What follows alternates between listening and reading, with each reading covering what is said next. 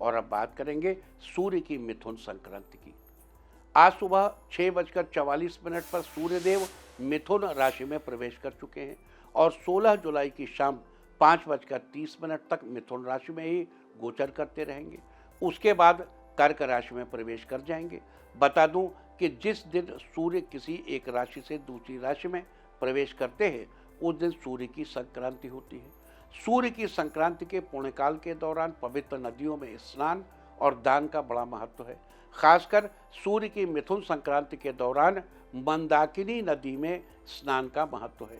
ये नदी प्रसिद्ध पौराणिक नगर चित्रकूट से होकर बहती है।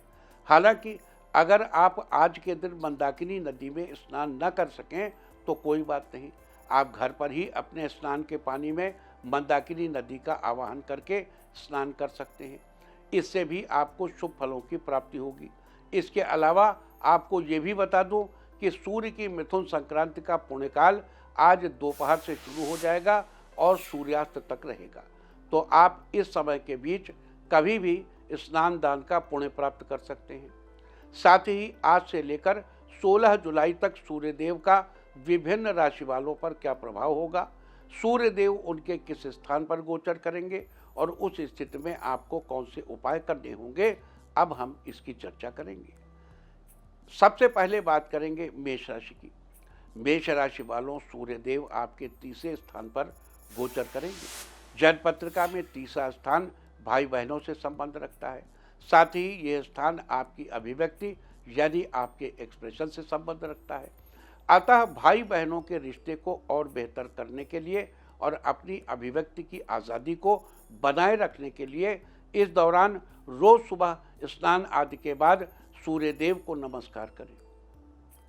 वृष राशि वालों, सूर्यदेव आपके दूसरे स्थान पर गोचर करेंगे। जन्म पत्रिका में दूसरा स्थान धन तथा आपके स्वभाव से संबंध रखता है। इस महीने सूर्यदेव आपके धन के भंडार भरेंगे। इस दौरान अचानक धन लाभ होगा। हालांकि 16 जुलाई तक आपका स्वभाव उग्र रहेगा, लिहाजा धन की गति को निरंतर बनाए रखने के लिए और अपने स्वभाव से सबका मन जीतने के लिए मंदिर या किसी धर्म स्थल पर नारियल का दान करें। मिथुन राशि वालों, सूर्यदेव आपके लग्न यानी पहले स्थान पर गोचर करेंगे। जन्म पत्रिका में लग्न स्थान हमारे शरीर तथा मुख से संबंध रखता है। अतः इस स्थान पर सूर्यदेव के गोचर से आपको कई तरह के फायदे होंगे। इस दौरान आप एक राजा के समान जीवन व्यतीत करेंगे। किसी से किया हुआ वादा पूरा करेंगे। आपके यश और सम्मान में बढ़ोतरी होगी। लवमेट के साथ रिश्ता मजबूत होगा। साथ ही आपकी संतान को न्यायालय से लाभ मिलेगा। लिहाजा सूर्यदेव के शुभ फल को बनाए रखने के लिए सूर्यदेव के मंत्र का जप करना चाहिए। मंत्र है ओम ह्रां ह्रीं ह्रौं सह सूर्याय नमः। इससे आपको सूर्यदेव के शुभ फल मिलते रहेंगे। कर्क राशि वालों, सूर्यदेव आपके 12वें स्थान पर गोचर करेंगे। जन्म पत्रिका में 12वें स्थान का संबंध शैया सुख से है, परंतु साथ ही इस स्थान का संबंध व्यय से भी है। सूर्य के इस गोचर से आपको शैया सुख पाने में थोड़ी परेशानी हो सकती है। साथ ही आपके खर्चे भी बढ़ेंगे। अतः शैया सुख से संबंधित परेशानी से छुटकारा पाने के लिए और बढ़ते खर्चों पर रोक लगाने के लिए इस दौरान सुबह के समय अपने घर की खिड़की और दरवाजे खुले रखें ताकि आपके घर के अंदर सूर्य की उचित रोशनी आ सके। सिंह राशि वालों, सूर्यदेव आपके 11वें स्थान पर गोचर करेंगे। जन्म पत्रिका में 11वें स्थान का संबंध आमदनी और कामना पूर्ति से है। सूर्य के इस गोचर से आपकी आमदनी में कुछ गड़बड़ हो सकती है। पैसे मिलने में थोड़ी दिक्कत हो सकती है। साथ ही अपनी इच्छाओं की पूर्ति के लिए आपको अधिक मेहनत करनी पड़ सकती है। अतः आमदनी में बढ़ोतरी के लिए, अपनी इच्छाओं की पूर्ति के लिए रात के समय अपने सिरहाने पर 5 मूली या 5 बादाम रखकर सोएं और अगले दिन सुबह उठकर उन्हें किसी मंदिर या धर्म स्थल पर दान कर दें। कन्या राशि वालों, सूर्यदेव आपके 10वें स्थान पर गोचर करेंगे। जन्म पत्रिका में 10वें स्थान का संबंध राज्य और पिता से है। सूर्य के इस गोचर से आपको अपने करियर में तरक्की मिलेगी और साथ ही आपके पिता के भी हर काम बनेंगे। अतः अपने करियर में तरक्की पाने के लिए और पिता के कामों में सफलता सुनिश्चित करने के लिए आज से 16 जुलाई तक सिर ढक कर रखें और सफ़ेद या ऑफ वाइट रंग की टोपी या पगड़ी पहने। तुला राशि वालों, सूर्यदेव आपके 9वें स्थान पर गोचर करेंगे।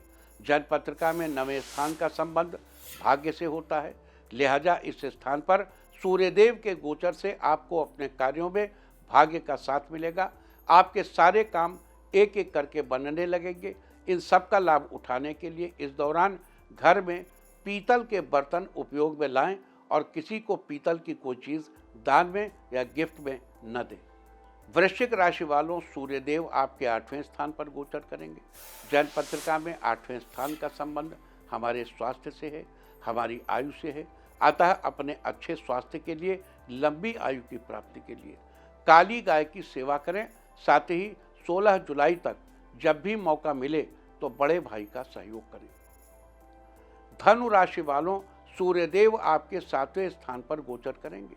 जन्म पत्रिका में 7वें स्थान का संबंध हमारे जीवन साथी से है, आपके दाम्पत्य जीवन से है।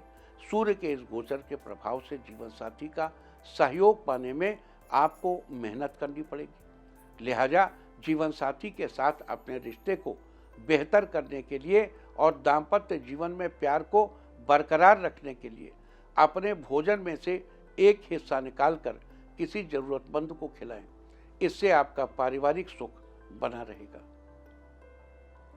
मकर राशि वालों, सूर्यदेव आपके 6ठे स्थान पर गोचर करेंगे। जन्म पत्रिका में 6ठे स्थान का संबंध मित्र और शत्रुओं से होता है। लिहाजा आपके जीवन में अगर शत्रुओं की अधिकता हो गई है और दोस्तों की गिनती में कमी अगर आ रही है तो अपने मित्रों की संख्या में बढ़ोतरी के लिए और अपने कामों में दोस्तों का सहयोग पाने के लिए मंदिर में बाजरे का दान करें। साथ ही बंदर को गुड़ खिलाएं। इससे आपके मित्रों की संख्या में वृद्धि होगी। कुंभ राशि वालों, सूर्यदेव आपके 5वें स्थान पर गोचर करेंगे। जन्म पत्रिका में 5वें स्थान का संबंध संतान, विद्या तथा रोमांस से होता है। सूर्यदेव के इस गोचर से आपको विद्या का लाभ मिलेगा, आपको संतान का सुख मिलेगा, गुरु के साथ आपके रिश्ते अच्छे होंगे, लवमेट के साथ रिश्ते बेहतर होंगे। तो 16 जुलाई तक इन सब विषयों का फायदा उठाने के लिए छोटे बच्चों को कुछ गिफ्ट करें। मीन राशि वालों, सूर्यदेव आपके 4थे स्थान पर गोचर करेंगे। जन्म पत्रिका में 4था स्थान भूमि, भवन और वाहन से संबंध रखता है। अतः सूर्य के इस गोचर से आपको भूमि, भवन और वाहन का फायदा मिलेगा। इन सब का लाभ उठाने के लिए 16 जुलाई तक किसी जरूरतमंद को भोजन कराएं। इससे आपको मिलने वाले फलों की शुभता सुनिश्चित होगी।